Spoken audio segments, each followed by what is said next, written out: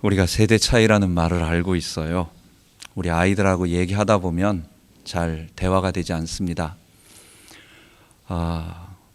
아이들하고 어려서 가지고 있었던 공통 기억이 없어서 그래요. 우리 어른들하고 같이 대화를 하다 보면 우리는 나의 살던 고향은 꽃피는 산골 하면 벌써 다 똑같이 학교에서 배웠기 때문에 갑자기 복숭아꽃이 옆에서 막 떨어지고 살구꽃도 막 피는 그런 느낌을 다 받으면서 그런 감정을 다 가지고 있어요. 그런데 미국에서 자란 애들은 전혀 그런 게 없기 때문에 우리의 감정을 느끼지 못합니다. 여러분, 전 세계에 살고 있는 모든 그리스도인들, 그리고 지금 시대뿐만 아니라 예수님 오신 그때부터 아니면 그 이전부터 신구약 성도 모든 성도가 우리는 하나다. 우리는 같은 하나님의 백성이고 같은 거룩한 한 공동체다라고 하는 이 공통의식이 어디서 생길까요? 모든 사람들이 주님이 기록하신 이 성경을 배우고 이 성경 기록이 내 것이 되고 이 성경 기록이 우리 모두의 공통되는 매일매일 배우고 어려서부터 배우고 그리고 영어로 다른 나라 말로 다 배우는 이 지식이 마지막 날 천국 갔을 때 우리는 같은 사람들이라고, 우리 같은 것을 아는 사람들이라고 하는 것을 알게 되는 것입니다. 2000년 동안 예수님께서 성경을 가르치실 때에 새로운 것, 또 다른 것, 신비한 것, 여러분 그게 아니에요. 주님은 이 하나 예수님이 하신 말씀과 그리고 우리들에게 십자가로 말미암아 어떻게 구원을 받고 어떻게 죄 용서받고 어떻게 거룩함을 받는가, 그것을 우리에게 말해준 것입니다. 우리 모든 성도들이 갖는 공통 이 경험 중에서 제일 중요한 것은 예수님이 바로 누구시냐라고 하는 것이었습니다. 여러분과 저의 공통 고백이 뭡니까?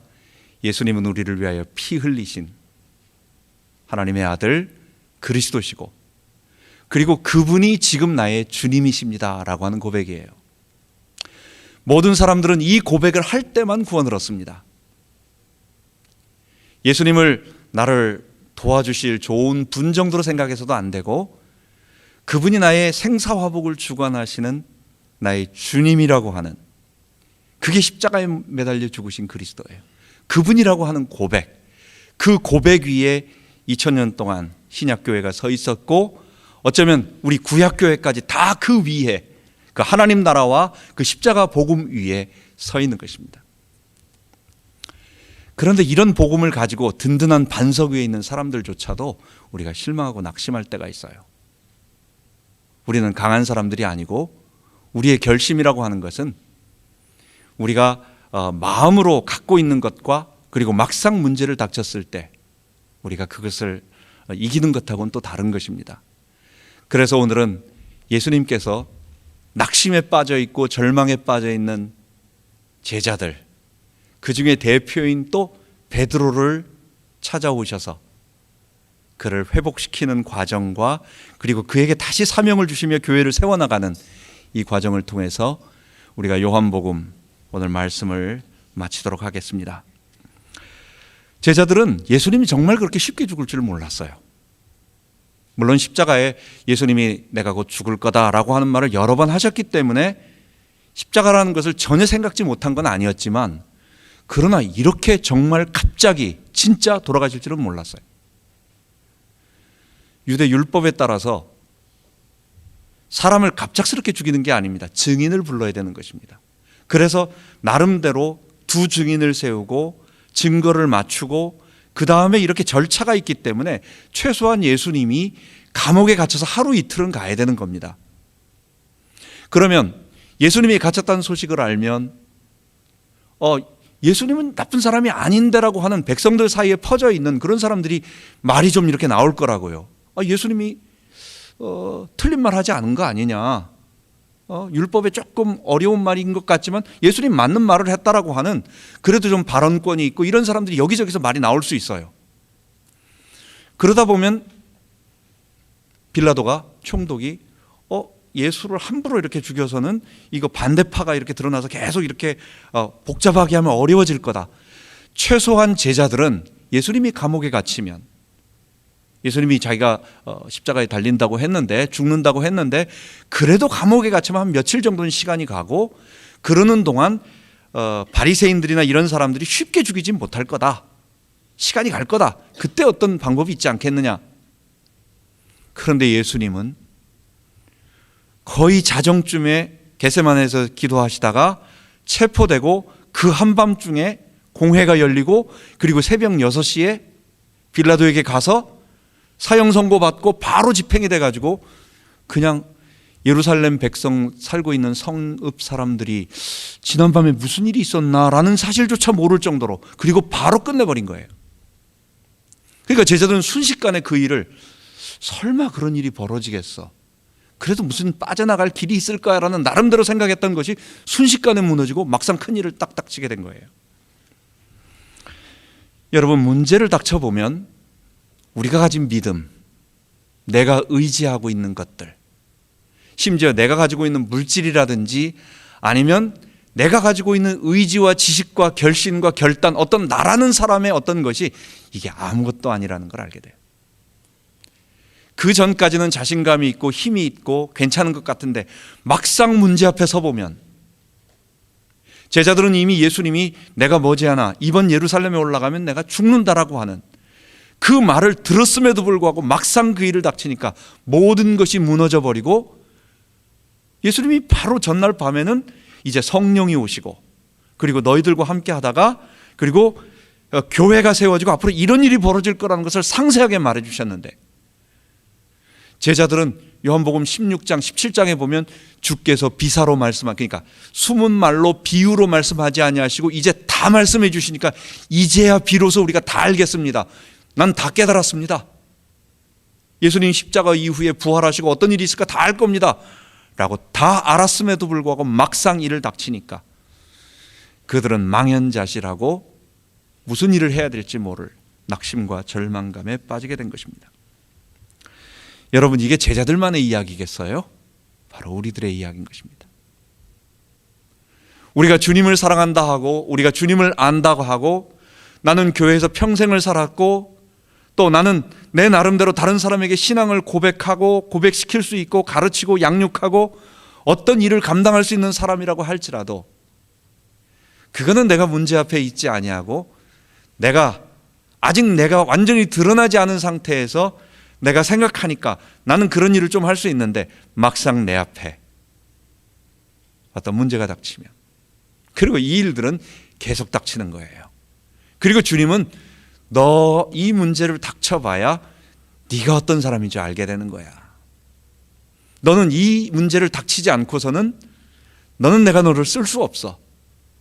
주님은 절대적인 절망에 빠진 사람을 통하여, 주님은 나는 아무것도 아닙니다 라고 하고 자기를 완전히 주님 앞에 내어드리는 사람을 통하여, 주님은 나는 다른 사람보다 주님을 더 사랑하고, 나는 다른 사람들은 다 부인을 해도 주님을 부인하지 않을 거라고, 나는 죽기까지 순종할 거라고. 이게 베드로의 거짓말이 아니에요, 진심이었어요.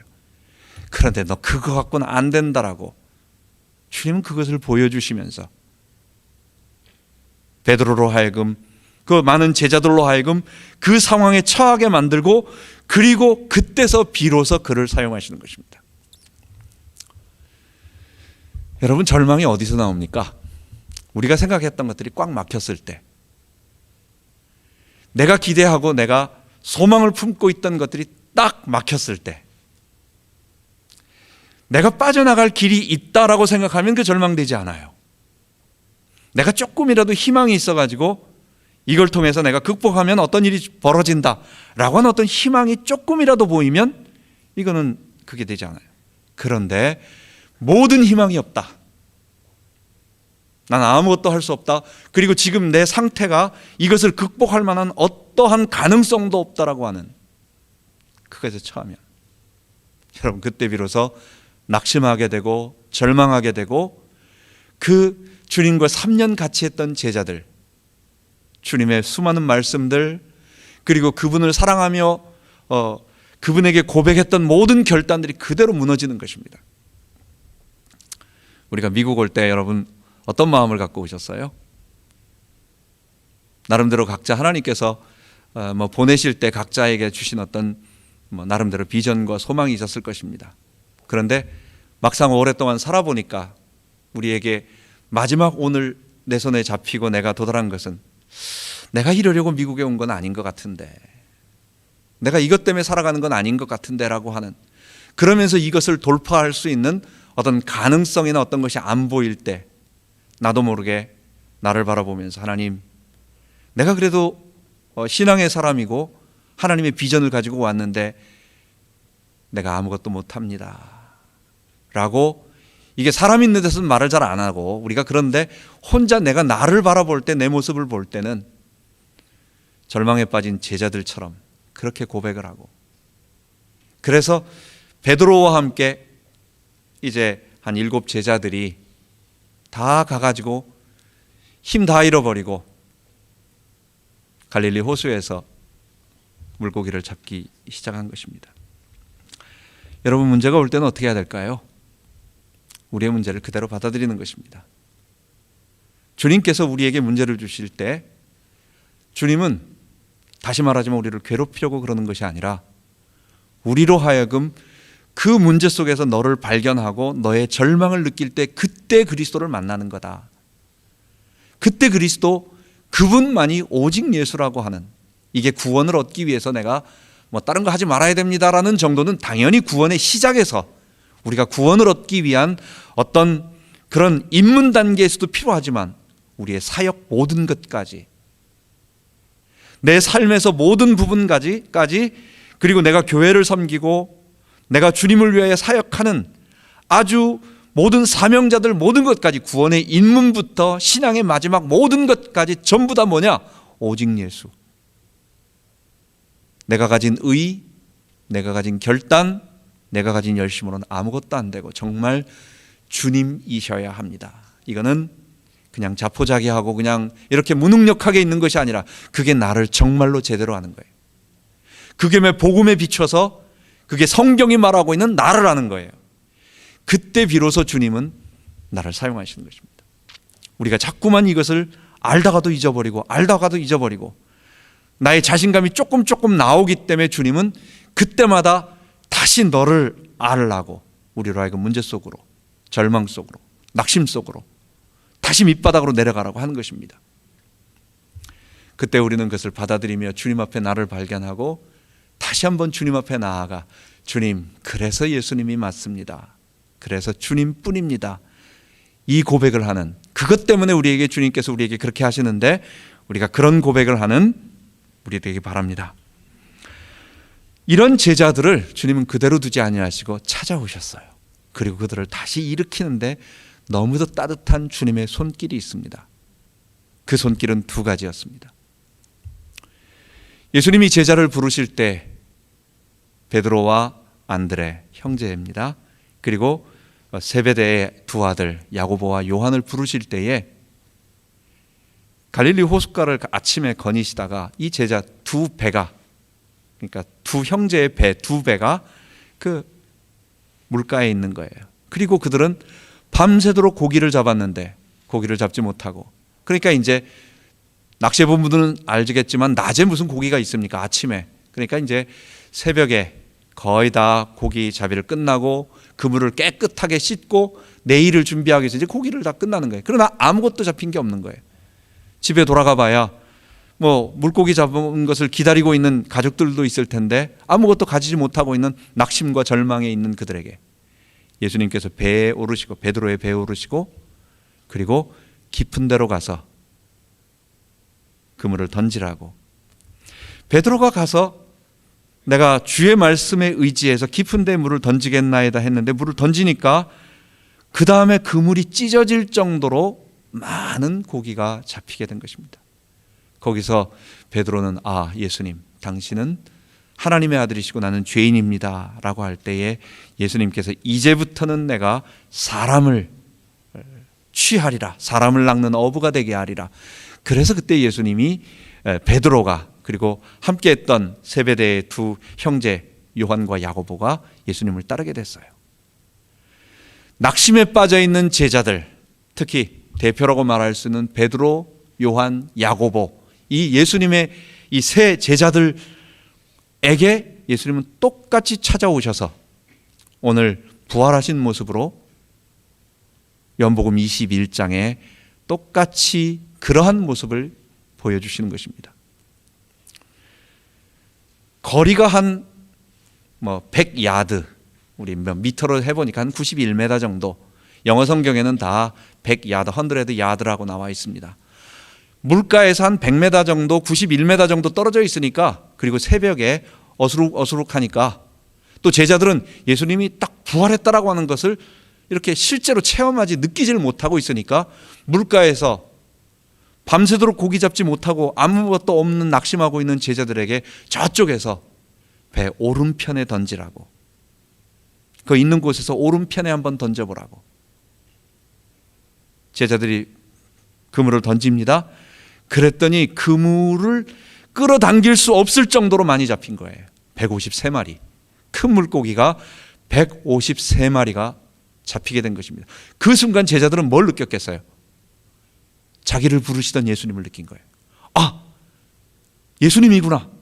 그래서 베드로는 뛰어내리고, 그래서 헤엄쳐서 가고, 그 다음에 예수님이 오셨구나라고 하는 것을 그거 보게 된 거예요. 물고기를 끌어담을 수 없어서 바깥으로 끌고 나온 것입니다. 밖으로 나오니까, 물가로 나오니까 물 밖에 예수님께서 숯불을 피워놓고 앉아 계신데 거기에 조그마한 생선과 그리고 떡이 놓여 있고, 그리고 예수님께서 야, 우리 같이 아침 먹자라고 말씀하시는 것입니다. 그 모습을 가만 보니까 예수님은, 그리고 또 제자들에게, 제가 요한복음 6장 우리 오병이어 기적을 말하면서 헬라어 얘기를 잠깐 했습니다. 거기에 보면은 우리 물고기 큰 것들, 일반적인 물고기, 상품성이 있어서 메인 디쉬로서 우리가 고등어 한 마리 구워놓고 밥을 먹을 때 한 마리 정도는 이렇게 크게 하나 정도 되는 상품성이 있는 그런 고기를 보통 익두스라고 우리 말하고, 그리고 옵사리온이라고 하는 것은 아주 조그마한 물고기, 그거는 어부들이 잡아서 팔 수는 없으니까 그냥 자기가 집으로 가져와서 소금에다가 간을 하거나 이렇게 해가지고 빵과 함께 먹는 물고기. 여러분, 농부 아니면 과수원하는 사람들은 제일 좋은 것만 먹을 것 같죠?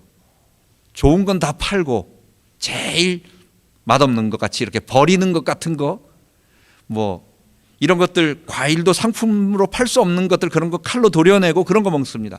마찬가지로 옵사리온이라고 하는 물고기는 팔 수 없으니까 사람들이 가져다가 이렇게 식사 때 빵하고 같이 곁들여서 먹는 그 정도의 물고기였어요. 근데 8절, 5절, 6절, 8절, 13절에 보면 예수님은 분명히 물고기 가득, 그물 가득 익두수를 잡았는데 예수님은 옵사리온을 갖고 오라고 하는 거예요. 9절과 13절에 보면 그렇게 말하는 거예요. 그것은 뭐냐? 아무래도 오병이어 때 그것을 이야기하는 것입니다.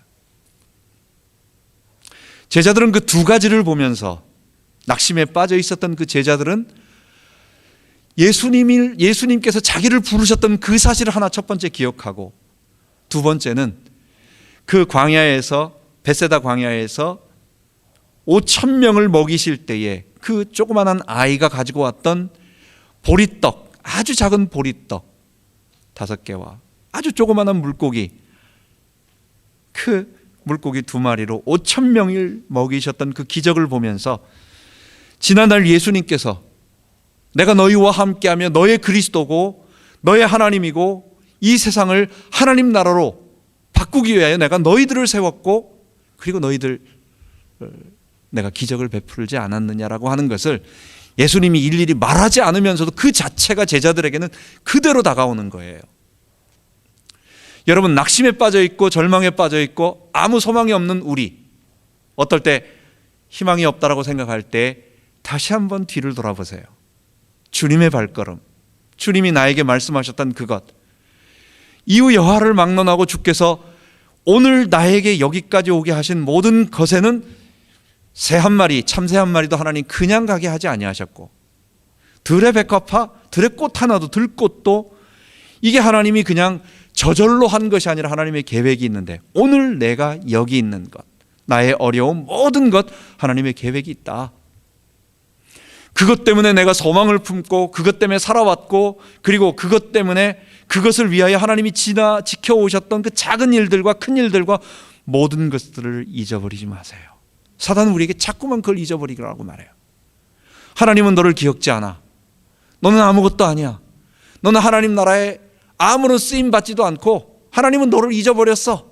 너의 지금 현재를 봐봐. 그리고 지나온 것도 봐봐라고 자꾸만 그렇게 우리로 하여금 낙심하게 만드는데, 하나님은 우리에게 뭐라고 말하느냐? 내가 너와 함께 했던 그것을 기억하고 너에게 소명을 주고 여기로 가라고 했고 오늘 여기서 살게 하는 모든 것을 기억하라고. 여러분, 그래서 교회가 왜 필요합니까? 이거 자꾸만 잊어버리는 사람들에게 자꾸 확인시켜 주는 거예요. 서신서, 바울 서신서, 요한 서신서 같은 서신서를 보면 제자들은 낙심해서 자꾸만 그 교회 성도들은 떠나니까 힘들어하고 있으니까 자꾸 달래고 있는, 미래를 기억하게 하면서 소망을 가지라고, 과거를 생각하면서 힘을 잃지 말라고 이 두 가지를 계속해서 말하면서 앞으로 나아가도록, 잊어버리지 않도록. 그 말은 뭐냐? 성도들은 계속해서 잊어버리고 낙심하고 좌절하고 우는 사자처럼 사탄이 계속해서 공격할 때에 낙심하며 넘어지고 있는 모습이 우리의 모습이라고 하는 것입니다. 물가에서 제자들에게 다시 한번 고기를 잡게 만드시고, 그리고 나서 제자들에게 그 오병이어 기적을 함께 하셨던 그 놀라웠던 그 예수님을 기억나게 하시는 예수님을 바라보면서 우리도 다시 우리가 서 있는 자리에서 일어서서, 우리의 발을 딛고 일어서서 또 주님을 향하여 달려가는 우리 되기 바랍니다. 이제 주님께서 마지막 제자 베드로에게 이제 개인적으로 묻습니다. 베드로는 아주 가장 많이 낙심을 한 사람이었습니다. 예수님께서 처음 부르실 때 부르시자마자 베드로의 본래 이름은 시몬이었습니다. 그런데 그 시몬, 구약에서는 시므온이에요. 그러니까 그 시몬인데 예수님께서는 보자마자 뭐 베드로가 많이 공부를 한 사람입니까? 무슨 뭐 좀 교양이 있습니까? 무슨 뭐 책을 많이 읽어서 많은 통찰력이 있습니까? 그게 아니라 그냥 좀 부락부락하고 그냥 고기 잡는 사람인데, 보자마자 예수님은 너는 게바라, 아람어로 게바, 너는 베드로라, 헬라어로 페트라, 베드로, 둘 다 바위란 뜻이에요. 너는 교회처럼, 너는 든든한 바위처럼 그런 사람이 되어서 너와 너의 신앙 고백과 그리고 너의 죽음과 함께, 이거 개인을 말하는 게 아니에요. 제자 전체를 말하기도 하고 대표로 그냥 말하는 거예요. 그 게바라고 하는 것이 너 속에 있다고. 아무 가능성이 없는 평범한 고기 잡는 어부인데 그 사람 속에 게바, 바위를 보시면서 그렇게 말했어요. 그런데 이 게바가 한 일이 뭡니까? 예수님 앞에서 예수님 보시기에 너무도 부끄럽게 3번이나 부인을 한 것입니다. 그 부인한 것도 베드로가 잊어버리고 나서 한 것이 아니라 불과 지난 밤 성만찬 때 그렇게 말해가지고 다른 사람은 다 주님을 버려도 나는 예수님을 나는 죽기까지 따르겠다고 했는데, 그날 저녁 불과 6시간도 안 돼가지고 불과 얼마 되지도 않아서 여종이 너도 예수님의 따르는 일당이라고, 나는 그런 적 없다고, 나는 아니라고 저주하면서까지 나는 예수님을 모른다고. 그런데 누가복음에는요 뭐라고 말하느냐? 그 말을 할 때 주께서 저를 돌아보셨더라고.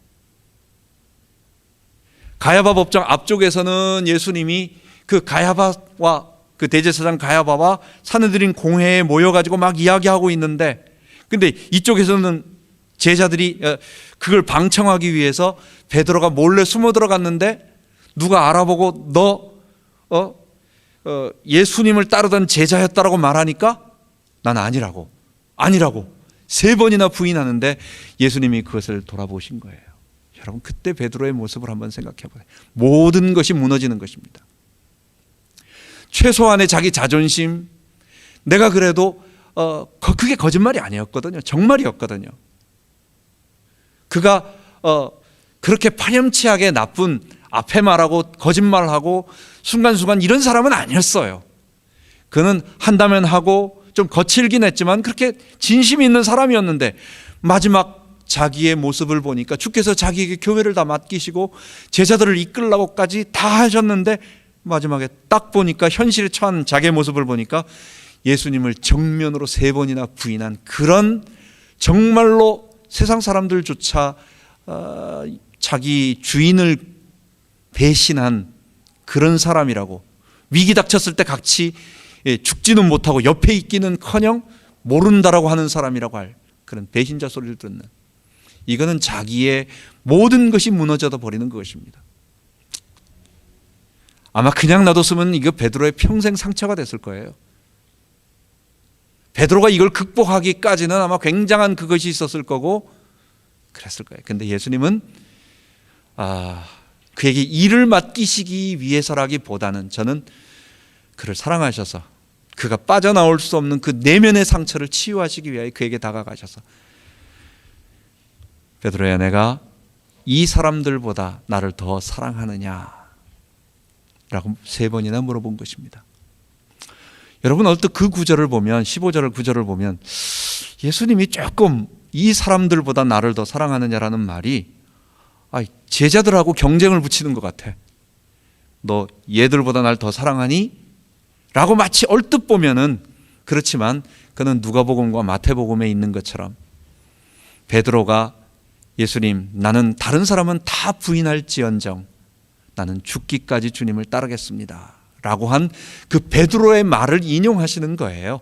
예수님이 너 요한보다 조금 더 사랑하지, 그래서 내가 너 첫째로 세워줄게 라고 하는 경쟁 붙이는 것이 아니라 베드로의 그 옛날에 했던 자기의 자기 확신과 진심 어렸지만은 그러나 나를 의지하고 하는 모든 이야기들,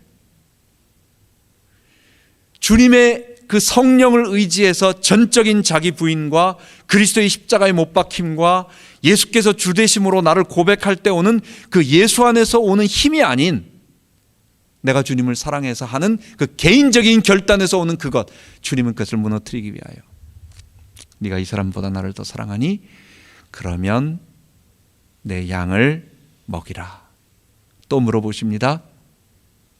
너 나를 사랑하니? 내 양을 치라. 너 나를 사랑하니? 내 양을 먹이라. 예수님은 제자 베드로에게 한 가지만 물어보시는 거예요. 베드로에게 신학이 부족한 것도 아니었고 그의 어떠한 중심의 내용이 문제가 된 것도 아니었어요.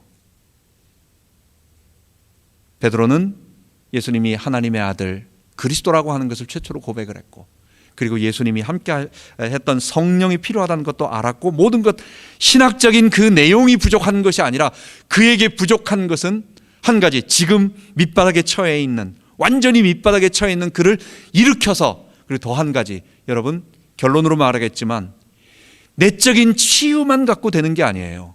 이거는 지금 넘어져 있는 그를 치유하고 회복하는 한 가지지만 더 근본적인 것은 성령을 받아야 되는 거예요. 하나님의 성령이 그와 함께 하셔서 그를 이끌어가는 그 힘을 의지해서 앞으로 나가는 겁니다.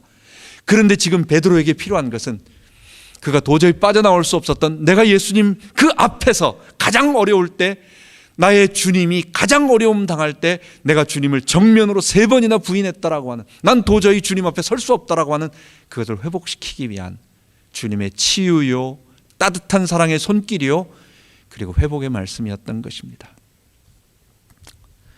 예수님께서 내 양을 먹이라, 내 양을 치라, 내 양을 먹이라, 셋 다 사실은 똑같은 말이에요. 어떤 목사님이 농담하시는 걸 들었어요. 자기는 목사님이 설교를 할 때마다 성도들에게 계속 지적하고 혼을 낸다는 거예요. 여러분 설교 때마다 여러분 막 이렇게 이거 잘못했다고 한마디로 말하면 치는 설교, 까는 설교라고 표현하잖아요. 맨날 혼내는 설교. 그래서 목사님 왜 설교를 그렇게 하십니까? 왜 맨날 혼내십니까? 예수님이 내 양을 치라고 했다고. 예수님이 내 양을 치라고 했으니까 나도 예수님을 치는 걸, 내 양을 치는 거라고. 예수님께서 사랑하는 자기의 양들을 우리에게 맡기고, 그리고 한 사람 한 사람 먹이게 하시고, 그리고 나서 제자들에게, 그리고 그 베드로에게 중요한 말씀을 하시는 것입니다. 너가 교회를 위해서 이제 얼마 있다가, 너가 지금은 네 마음대로 걸어다니지만 이제는, 마지막에는 너가 네 마음대로 가지 못하고 너는 죽게 될 것이다, 순교할 것이다 라고 말해주는 것입니다. 하나님은 베드로를 다 치료하시고 위로하시고 그 다음에 그에게 중대한 일을 맡기시는데, 베드로로 하여금 너에게는 순교해, 교회를 위하여 네가 죽어야 할 때, 네가 목숨을 바쳐서 죽어야 할 때, 그때 너는 나를 위하여 죽게 될 것이다. 여러분, 순교는 절대로 우리의 공로가 될 수 없습니다. 우리가 주님을 위해 죽는 것, 사실 하늘의 별처럼 빛나고, 그리고 요한계시록에 보면 순교한 영혼들, 주를 위하여 순교한 영혼들이 하나님께 있고, 그들이 빛나고 깨끗한 세마포 옷을 입고 그들이 주님을 따르며 그들도 주님과 함께 왕노릇하고 있어요. 그래서 주님을 위하여 자기 신앙을 버리지 않고 딱 지키면서 이 복음을 전했던 그런 순교자들, 하나님이 크게 쓰시는 것은 사실입니다. 그러나 순교는 하나님의 은혜지, 그는 내게 주시는 은혜요 축복이요 참으로 하나님의 선물이지, 내가 그런 일을 했다라고 주장할 수 있는 공로가 아닌 것입니다. 본문에 보면 베드로는 꼭 주님께서 그렇게 십자가에 못 박아 죽어야 할 사명이 초대교회를 세워나가는 데 있어서 그랬었습니다. 유세비우스라고 하는 초대교회사를 쓴 그 당시의 역사학자는 베드로가 로마에서 체포되어서 죽음을 당할 때, 한 AD 65년쯤에 죽임을 당하는데, 나는 내 주님이 십자가에 못 박혀 죽을 때 똑같이 죽을 수가 없다, 감히 나는 그렇게 할 수가 없다, 나는 그래서 예수님과 다르게 나는 거꾸로 죽겠다라고. 그게 그냥 지어낸 말이 아니라 어쨌든 유세비우스라고 하는 초대교회사를 기록한 교회사 그 책에 나와 있는 것입니다. 영화 우리 쿠어바디스 도미네 그거 아시죠? 이거는 그냥 영화 속에 나오는, 사실 소설 속에 나오는 얘기는 아니에요. 카톨릭 외경이 하나 있는데, 카톨릭에서 우리가 성경으로 쓰지 않는, 물론 그거는 베드로가 쓴 게 아니기 때문에 약간 과장과 여러 가지가 많이 있어서 우리가 성경으로 치지 않는 게 있습니다. 그게 베드로 행전입니다. 그 베드로의 마지막 부분을 그 베드로 행전에서 그대로 따왔어요. 로마에서 박해가 일어나가지고 성도들이 교회를 지키려고 한다면 베드로는 잡히면 안 됩니다. 당신은 살아남아서 교회를 지켜야 됩니다. 그래서 베드로가 변장을 하고 로마를 빠져나옵니다. 빠져나오는데 그때 베드로는 마음속에, 성도들은 지금 죽고 있고 사자의 밥이 되고 있고, 그리고 불에 타 화형당하고 있는데, 또 언젠가 주님께서 나에게 내가 죽음을 순교할 거라고 말씀하셨는데 지금 내가 빠져나가는 게 옳은가? 궁금해하고 있는 거예요. 이거는 소설이 아닌, 영화의 소설이 아닌 그 외경에 나오는 얘기예요. 베드로 행전이라고 하는, 우리가 성경으로 치진 않지만 거기에 나오는 얘기예요. 그때 예수님께서 환상 중에 들어가는 모습을 보여주고 베드로가 예수님에게 물어봅니다. 예수님 지금 어디로 가십니까? 쿠어바디스 어디로 가십니까? 도미네 주님 어디로 가십니까? 그때 예수님이 하시는 말씀이, 나는 로마의 십자가에 못 박히러, 내가 십자가에 못 박히러 로마로 들어간다. 그 말을 듣는 순간 베드로는, 아, 내가 지금 죽어야 할 때구나. 교회를 유지하는 것도 중요하지만 내가 죽음으로써 이 복음을 지키고, 그리고 나를 따라서 수많은 사람들이 힘을 얻고 이 복음과 함께 같이 이 복음을 지켜야 하는, 지금 목숨으로 지켜야 하는 때구나. 지금은 내가 목숨을 부지해서 후위를 도모하는 게 이게 주님의 뜻이 아니라 내가 죽어야 하는 때구나. 그때 말씀하셨던 그게 이거였구나. 그래서 로마로 들어가서 베드로는 죽는 것입니다. 예수님은 베드로로 하여금 그에게, 내가 젊어서는 네 마음대로 걸어다니지만 마지막 날에는 네가 순교함으로 이 복음을 지켜서 이 교회가 수천 년간 지속되면서 이 십자가의 복음을 듣고 사람들이 구원 얻는 일에 너가 쓰임받을 거다. 근데 마지막에는 너는 순교함으로 나를 위해 일해라. 그 말을 해준 거예요. 그러나 또한 오늘 본문에는 사도 요한이라고 하는 사람은 죽지 않고 순교하지 않고 그는 100세까지 AD 100년경까지 늦게까지 오랫동안 살아서 교회를 지키는 일을 합니다. AD 이 사도 요한이 요한복음을 기록할 때에 우리 지난 시간에 20장까지 보면 요한이 하고 싶은 말을 다 끝냈어요. 예수님이 누구냐? 진리가 뭐냐? 생명은 뭐고 성령은 뭐냐? 예수님이 십자가에서 죽으시고 부활하셨다. 내가 이 모든 것들을 기록한 것은 뭐냐? 예수님이 하나님의 아들 그리스도이심을 믿고 너희로 생명을 얻게 하기 위해서 기록했다. 얼뜻 보면 다 끝난 것 같아. 할 말 다 했어요. 근데 요한복음 21장을 또 다시 개인적인 새로운 이야기를 이렇게 딱 하는 것은 뭐냐? 모든 사람들이 다 그래서 요한은 AD 이게 85년쯤에서 한 90년 사이에 쓴 글이라고 보는데 그 마지막 때 보면은 초대교회 사이에 퍼져 있었던 이야기가 있었어요. 그 말에 대한 해명을 하고 싶은 거예요. 그게 뭐냐? 베드로는 한 몇 년 전에 죽었어요. 한 AD 65년쯤에. 그러니까 이 요한복음이 쓰여지기 이미 전에 죽었어요. 그랬는데 사도 요한은 죽지 않고, 근데 오늘 마지막 뒷부분에 보면 사도 요한은 예수님이 재림할 때까지 죽지 않는다 라고 하는 말이 오해가 되어가지고 성도들 사이에 퍼져 있는 거야. 이 말은 다른 말로 한다면 사도 요한은 영생불사에 늙지도 않는 그런 몸으로 수천 년을 살아간다 이런 생각은 아니겠죠? 그럼 뭐예요? 사도 요한이 늙어 죽기 전까지 예수님이 오실 거다. 그러니까 이 두 가지가 되는 거예요. 그러니까 베드로는 순교할 거라고 주님 말씀하셔서 순교했는데 사도 요한은 죽지 않는다고 말했다? 오해가 된 거예요. 그러니까 사도 요한은 예수님이 재림할 때까지 죽지 않는다. 두 번째, 사도 요한 살았을 때 예수님이 온다, 재림하신다.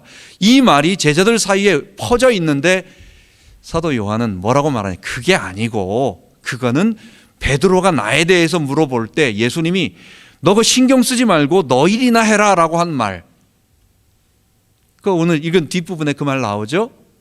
베드로가 요한은 어떻게 될 겁니까? 물어봤더니 예수님이 내가 너는 죽더라도 내가 이 사람이 내가 올 때까지 놔둔다 해도 너하고 무슨 상관이야. 그러니까 너하고 무슨 상관이냐를 말하는 거지 놔둔다라는 말이 아니잖아요.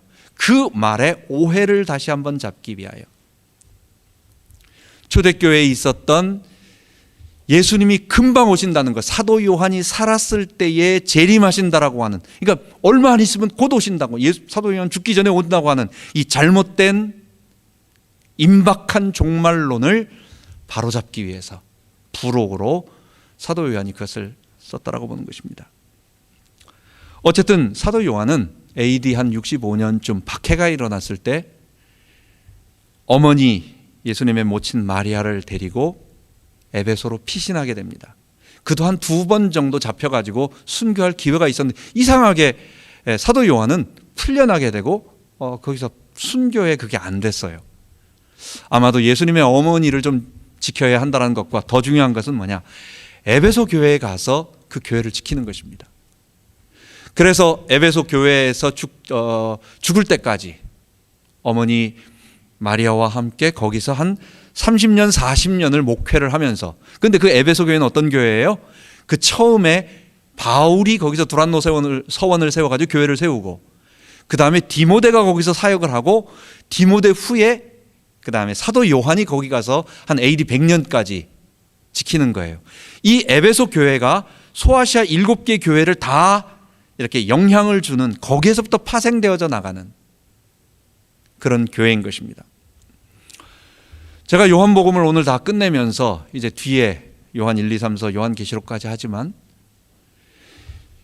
이전에는 잘 느끼지를 못했는데 요한복음을 하면서 저는 바울 서신이 그렇게 좋고 로마서가 그렇게 좋고, 야, 바울 정말 하나님 바울을 쓰셨구나 했는데 요한복음을 읽다 보니까 하나님이 요한을 바울 못지않게 정말로 이 바울과 그 다음에 요한을 통해서 교회를 일으키셨구나. 하나님은 예수님 이후에 그 다음에 바울이 죽기 전까지 전반부는 바울 서신을 통하여 교회를 세워나가시고, 그리고 바울이 죽고 난 이후에 AD 100년까지 그 요한복음과 요한 1, 2, 3서와 요한 계시록을 통해서는 이 요한 서신을 통해서 또 바울 서신 못지않게 교회를 세워나가시면서 십자가와 부활의 이 진리, 하나님 나라의 구원, 성전이 무너지고 나서, 예루살렘 성전 무너지고 나서 어떻게 참된 하나님의 성전이 이 예수의 주되심을 고백하는 성도들의 공동체가 이 땅에 가득 찰 건가.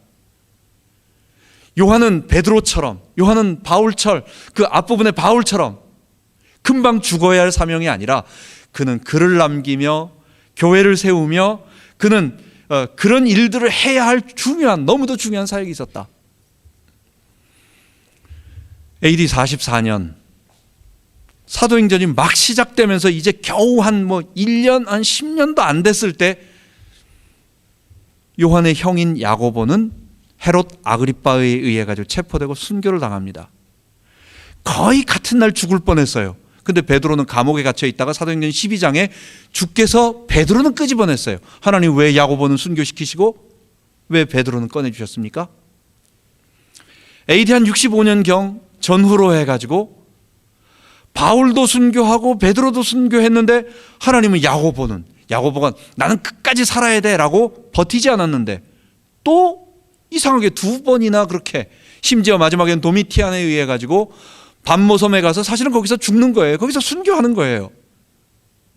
근데 황제가 1년 반 만에 암살당해 죽을 줄 누가 알았겠어요? 로마 황제가.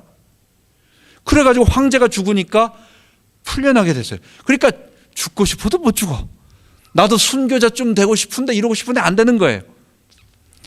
여러분, 순교는 그래서 교회를 세우기에 순교해야 할 때가 있고, 그런 사람이 있고, 그런 역할이 있고, 그리고 살아서 순교하는 사람, 교회를 지키기 위해서 주님의 성도들을 위하여 몸 바쳐서 정말 그 한 사람 한 사람을 세워나가기 위하여 나의 진액을 다 빼내는 듯한 눈물을 흘리면서 해야 하는 일을 해야 하는 사람들이 있는 것입니다.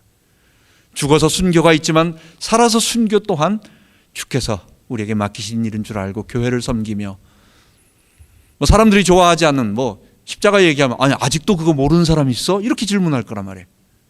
예수님 얘기하면 그거 다 아는 얘기야. 이런데도 2000년 동안 이 복음 앞에 수많은 사람들이 살아나고 예수님의 이 복음 앞에 거듭난 사람들이 있는 이 하나님의 나라를 전하는 일에 우리도 사도 요한처럼 순교의 각오를 가지고 살아야 되겠습니다. 마지막으로 우리가 낙심할 때면 언제나 처음으로 돌아갑시다. 지난날 우리 주님이 날 부르셨던, 그리고 나와 함께 하셨던 그것을 늘 기억하면서, 그래서 히브리서 1장에 말하는 것처럼 지나간 과거를 믿음으로 바라보고 그리고 앞으로 있을 것을 소망하면서 오늘을 한 걸음 한 걸음, 오늘이 룰루랄라 아무 문제 없다면 그런 일이 필요하겠어, 그냥 살아가면 되잖아요. 근데 오늘이 녹록하지가 않아요. 사단이 우는 사자처럼 우리를 넘어뜨리려고 하기 때문에 우리가 이 땅에 살고 있는 것은 죄와 사탄과 그리고 사망의 세상 속에서 모든 사람들이, 세상 사람들이 우리를 넘어뜨리려고 하는, 성도들의 거룩함을 뺏어가려고 하는, 그리고 계속해서 비난하고 욕하고 있는 그런 곳에 우리가 살아가기 때문에, 그래서 우리가 이것을 지키기 위해는 미래를 바라보면서 믿음으로 확인하고 앞에 아직 오진 않았지만 그것을 소망하며 한 걸음 한 걸음 나아가는, 우리가 그것이 필요한 것입니다. 주님을 사랑하면 어떤 것도 아깝지 않습니다. 주님을 사랑하는 마음으로 회복하고, 그러나 다시 한번 말씀드립니다. 주님을 사랑하는 그것 하나 가지고는 안 돼요. 우리의 모든 힘의 원동력은 주님을 사랑하는, 나는 어떤 희생을 당해도 상관없다라고 하는, 나는 대가를 바라지 않는다는, 나는 주를 위하여 일하는 것에 어떤 대가도 나에게 원하지 않는다는 그런 마음과 함께, 그러나 그 힘에 앞으로 우리가 교회를 섬겨나가는 힘은 성령의 능력으로, 예수님이 내 안에 거하셔서 나의 주인 되시고 나는 전적으로 아무것도 아니라는 것을 고백할 때에 주님이 내 안에 사시면서 그의 사심을 나타내 주시는 이 힘을 가지고 주의를 감당하는 우리 되기 바랍니다. 기도하겠습니다. 하나님 아버지, 낙심에 처한 베드로처럼 하나님 우리도 그 모습이었는데 주께서 우리에게 다시 살아오셔서 내가 나를 사랑하느냐라고 말씀하여 주심으로, 하나님 우리의 진심으로 주님을 사랑하는 그 사랑과 사랑으로 하나님 우리가 주님을 섬겨나가기를 원하고, 그 힘만 가지고는 되지 아니하오니 주님을 사랑하는 마음과 함께 주께서 말씀하신 성령의 충만함을 받아 주의 사역을 감당하는 우리 되게 하여 주옵소서. 감사드리며 우리 주 예수 그리스도의 이름으로 기도하옵나이다. 아멘.